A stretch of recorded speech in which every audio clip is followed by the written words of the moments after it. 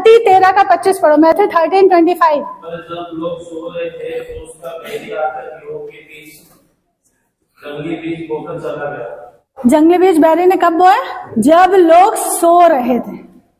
जब तुम आत्मिक नींद में होते, और कई बार फिजिकल नींद में भी, किसी ने एक टर्म होता है स्पिरिचुअली, स्लीप पैरालिसिस। किसी को ये अनुभव हुआ है? हो सकता है आप में से कुछ कोई एक्सपीरियंस हुआ उद्धार से पहले, उद्धार के बाद भी, क्योंकि उद्धार के बाद आत्मा क्यों दौड़ तगड़ा हो जाता है। इसलिए ज्यादा बाइबल पढ़नी चाहिए, ज्यादा आत्मा की तलवार लेनी चाहिए। कि आप सो रहे हो और आप देख रहे हो कि कोई आपको दबा रहा है, या आप रस्सियों से बंधे हुए हो और आप चिल्लाना चाह रहे हो, या आप कुछ बोलना चाह रहे हो, आप हिलना चाह रहे हो और आप हिल नहीं पा रहे हो। मुझे पहले शुरुआती में जब मेरा नया नया उद्धार हुआ था, तब मुझे ऐसा होता था कि किसी ने मुझे रस्सियों से बांध दिया है और मैं देख रही हूँ कि मुझे बांधा, और मैं पूरी ताकत से यीशु यीशु यीशु यीशु करके मैं तोड़ रही हूँ, और मैं रस्सियों को तोड़ नहीं पा रही हूँ, मैं नींद से जग जा रही हूँ, फिर भी मैं उस चीज को तोड़ नहीं पा रही हूँ। और बहुत मुझे युद्ध करना पड़ता था आत्मा और शरीर में, और तब वो रस्सियां बिल्कुल जल के टूटती थी। तो ये होता है स्लीप पैरालिसिस। बैरी नींद में, सपने में भी कई बार आपने देखा होगा। अगर सपने में कभी देखा है तो एक तो सोने से पहले प्रेयर करके सोया करो कि नींद में शैतान की और एंशिएंट वर्ल्ड की सारी अंधकार की शक्तियों को बांध देती हूँ या बांध देता हूँ। अपने बच्चों के लिए भी प्रेयर करो, अपने लोगों, अपने लिए और अपने घर वालों के लिए, घर के लोगों के लिए, मतलब जिनका उद्धार हुआ है। क्योंकि वो जो बच्चा जिसको मैंने शुरुआत में बताया, 14 साल का बच्चा बात कर रहा था, तो कह रहा मैं अपने दोस्तों पे यीशु का लहू लगाता हूँ। मैंने कहा ये कोई मुंह मलहम नहीं है कि मेरे घुटने में दर्द था, मैंने लगाया, तेरे दर्द अल्लाह तेरे भी मल दूं। मैंने कहा ये ऐसे काम नहीं करता है। मसीह की सुरक्षा उसके बच्चों के लिए, उस पर विश्वास करने वालों के लिए, उसके लहू की सुरक्षा विश्वास करने वालों के लिए। तो प्रेयर करके सोया करो, क्योंकि कई बार सपने में आपने ऐसा देखा होगा कि नींद में आप कुछ खा रहे हो, और वही वो जंगली बीज है जो बैरी आपको नींद में खिला देता है। और जब आप सुबह उठते हो, अगर आपको नींद में ही, एक तो प्रेयर करके सोओगे तो होगा नहीं ऐसा, और अगर हो भी रहा है तो उसी वक्त पवित्र आत्मा आपको झकझोर के जगा देगा और आप उसी वक्त उस चीज को काटोगे। कई बार, अरे मैंने शुरुआत में ये, जब एक नया विश्वासी, इसलिए मैं जानती हूँ जब नया विश्वासी मसीह में आता है तो उसके साथ आत्मिक युद्ध बहुत होता है।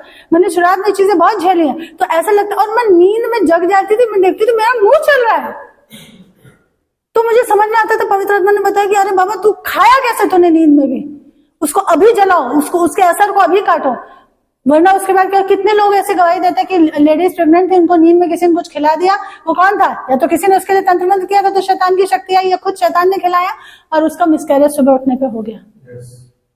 ये होते हैं, ये आत्मिक युद्ध है, हमें ये सीखने पड़ेंगे। पर बुद्धिमान बनोगे कब? जब वचन पढ़ोगे। जब लोग सो रहे थे तब बैरी आया।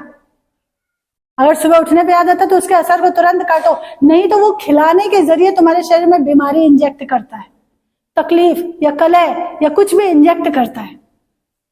अभी पिछले हफ्ते एक कोई आई थी मेरे पास प्रेयर कराने, तो बोली, एक दिन पहले उसने मुझसे बात की थी कि मैं आऊं क्या आपके पास, और बोली कि जैसे ही कल मैंने ये आपसे बात किया, मैसेज किया, उसके बाद मेरे घर में बहुत झगड़ा हुआ। तो क्या था कि उसने बोला मैं कल आपके पास आऊं प्रेयर कराने। तो ये क्या है? शैतान को पता चल जाता है, उसको रोशनी दिख जाती है कि अगर तुम प्रेयर करा के आओगे तो तुम्हारे बंधन टूट जाएंगे, तो वो तुम्हें डराने के लिए फिर कुछ ना कुछ ऐसा करेगा। छोटे बच्चे आपने देखा होगा नींद में चौंक के उठ जाते हैं, रोने लगते हैं, या क्योंकि बच्चों की आत्मिक आंखें इतनी खुली होती हैं कि उन्हें वो चीजें दिख रही होती हैं जो हमको और आपको आत्मिक आंखों से नहीं दिखती हैं। हमको प्रार्थना करके, इसलिए मैंने उस दिन प्रेयर करके बांधा था। आपने बोला ना रोए जा रहा, कुछ नहीं हो रहा, कुछ भी तकलीफ नहीं है शरीर में, रो रहा, उनको दिखती है वो अंधकार की चीजें। तो मैंने उसको बांधा, मैंने उसके ऊपर पवित्र आत्मा की फायर डाली। मैंने कहा जो भी दिख रहा है वो भागे उसके सामने से, नजरों से हट जाए, और उसके बदले में स्वर्गदूत यीशु के उस बच्चे को कवर कर ले। ये होता है, ये आत्मिक युद्ध है, ये रियल वर्ल्ड है जो हमें इन आंखों से नहीं दिखता है। और ये कब जीतोगे युद्ध? जब बाइबल पढ़ोगे, तब सयाने और बुद्धिमान बनोगे।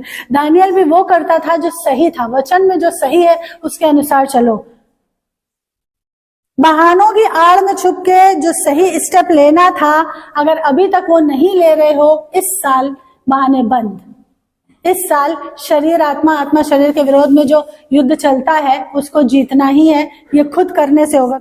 गलेशियन 5 चैप्टर खोलो, उसका 16 और 17 वर्स पढ़ो। वचन कहता है आत्मा के अनुसार चलोगे तब शरीर की इच्छा, शरीर की डिजायर, शरीर की लालसा किसी रीति से पूरी नहीं करोगे।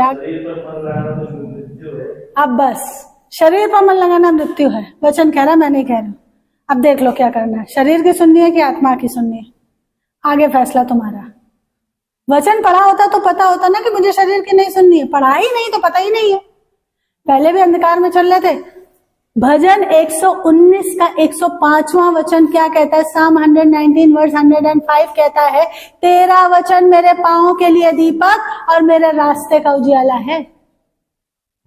बिना वचन के बपतिस्मा लेने के बाद पहले भी अंधकार में चल रहे थे, अभी भी अंधकार में ही चल रहे हो। ये गलतफहमी दूर कर लो कि अब प्रकाश में आ गए हो। यीशु जगत की ज्योति है, लेकिन उस यीशु को पढ़ो तो, तब तो प्रकाश में चलोगे। शरीर पर मन लगाना मृत्यु है। बोलो इस चीज को। आगे क्या है? आगे क्या लिखा है? आत्मा पर मन लगाने से जीवन मिलता है और शांति मिलती है। वो शांति यूहन्ना 14 के 27 में लिखा है, मैं वो शांति तुम्हें देता हूं जो ये संसार नहीं दे सकता। यूहन्ना 14:27 में। जब भी बाइबल पढ़ो, एक red pen, blue pen, marker, highlighter कुछ तो हाथ में रख के पढ़ो, एक नोटबुक लेके पढ़ो। इंपॉर्टेंट जो वचन उस दिन से वचन जो तुमसे बात कर रहा है उसको लिख लो नोटबुक में, रात में आके फिर देख लो, दिन में आके फिर देख लो बार बार वचन को। इस तरीके से वचन याद हो जाएंगे। चर्च में बैठो तो बिना नोटबुक बिना पेन के मत बैठो। इतनी बेसिक टीचिंग इतनी तरीके से कोई नहीं सिखाएगा इतनी मेहनत करके। और मुझे क्या मिलेगा? मुझे जो प्रतिफल मिलेगा यीशु से मिलेगा। लेकिन आप लोगों को बार बार अगर आप बाइबल पढ़ोगे तो मेरा क्या होगा? क्या मेरे पास करोड़ों का बैंक बैलेंस आ जाएगा? अरे आपको आशीषें आ जाएंगी, आपका जीवन ऊंचा उठेगा।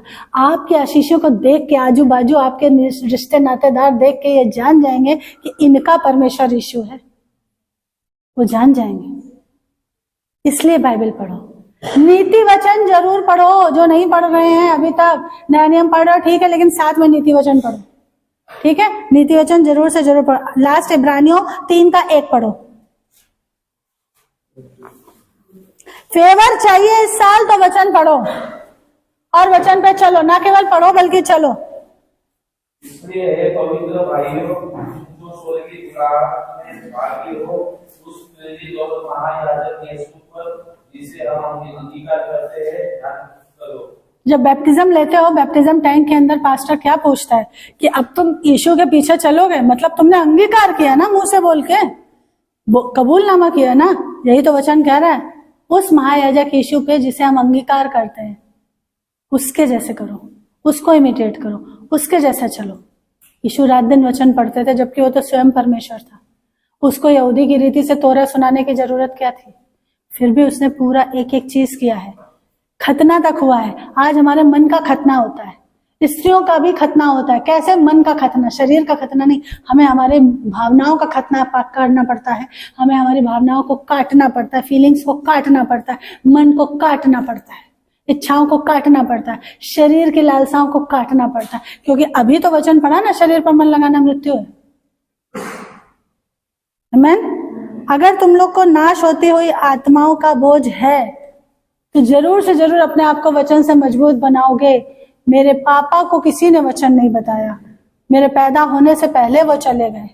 और उस समय का जो समय था, 80 का दशक, 70 का दशक, जो भी अपने देश में था, ब्राह्मण, आज भी ब्राह्मण अपने बड़े घमंड में, आज तो और भी जहर डाला जा रहा है उनके मनों में। और मुझे इस बात का इतना अफसोस है, इतना अफसोस है कि मैंने मेरे पिता को सिर्फ तस्वीरों में देखा है। और मैं जहां जाऊंगी वहां मेरा पिता मुझे नहीं मिलेगा, क्योंकि बाइबल का कड़वा सच मुझे पता है, उसका उद्धार नहीं हुआ है। बिना यीशु के कोई आत्मा स्वर्ग नहीं जा सकता। कितने भी तुम धर्म के काम कर लो, बिना यीशु के तुम्हारा आत्मा स्वर्ग नहीं जाएगा। मुझसे पूछो मेरे दिल का दर्द। जिस पिता को कभी नहीं देखा उसको आगे भी नहीं देख पाऊंगी, क्योंकि उसका उद्धार नहीं था। किसी ने उसको वचन नहीं बताया। काश किसी ने बताया होता, काश किसी ने तो सुसमाचार सुना दिया होता उनको। काश कोई तो बता देता कि सच्चा परमेश्वर एकमात्र यीशु है, उसके बिना तुम्हारा आत्मा नाश हो जाएगा। तुमको कैसे बोझ नहीं है नाश होते हुए आत्माओं का? तुमको कैसे बोझ नहीं है?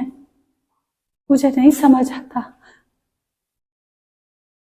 आत्माओं का बोझ अपने अंदर पैदा करने के लिए क्या मेरे जैसे दुख से होकर गुजरना जरूरी है? परमेश्वर ना करे कोई इस दुख से गुजरे कि जिस पिता को इस धरती पे नहीं देखा, एक अनंत आशा भी नहीं है कि वहां जाके देख लूंगी, ये आशा भी नहीं है मेरे पास, क्योंकि मुझे बाइबल की कड़वी सच्चाई पता है, सिर्फ तस्वीरों में देखा है।